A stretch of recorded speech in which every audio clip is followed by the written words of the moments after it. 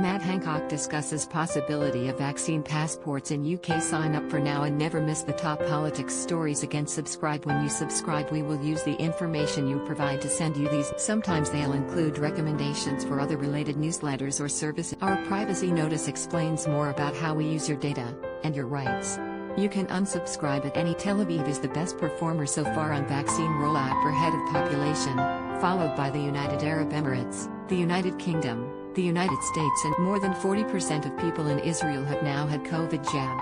However, demand for an injection among younger people in the country has been disproportionately low. Israel's health minister, Yuli Edelstein, is now considering introducing tough new measures to ban those who cannot prove they've had a jab from entering restaurants, gyms and shops in a bid to increase up. Last week Mr. Edelstein said, the gyms will reopen soon. With one small decision of yours, you can decide if you will join in the festivities or remain behind. All you have to do is get vaccinated.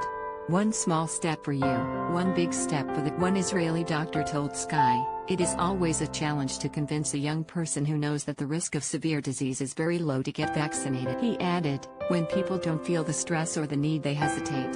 Early warning signs are also starting to show up in the UK, where there has been a lower uptake of the jab in health workers. In the UK, over 90% of over 70s have taken up the offer to get a coronavirus. However, only 80% of NHS staff had been immunized, and according to the Health Secretary Matt Hancock, just around two-thirds of care staff have taken it. Just as the vaccine was being made available at the start of December last year, a survey of 2,090 UK adults by Savanta Comries found 32% of adults age 18 to 34 would refuse a vaccine, compared to 14% of those aged over 55. The data of a lower uptake among young people in Israel could be the real-world sign of a larger hesitancy among younger people to get a vaccine against coronavirus. Approximately 70% of the population must be immune to coronavirus if the country is to achieve herd immunity and eradicate the risks of the pandemic. Trending. The latest insight comes after First Secretary of State Dominic Raab said yesterday needing a coronavirus passport in the UK to go to the shops hasn't been ruled out and is under consideration. However, the suggestion has since been dismissed by the Prime Minister.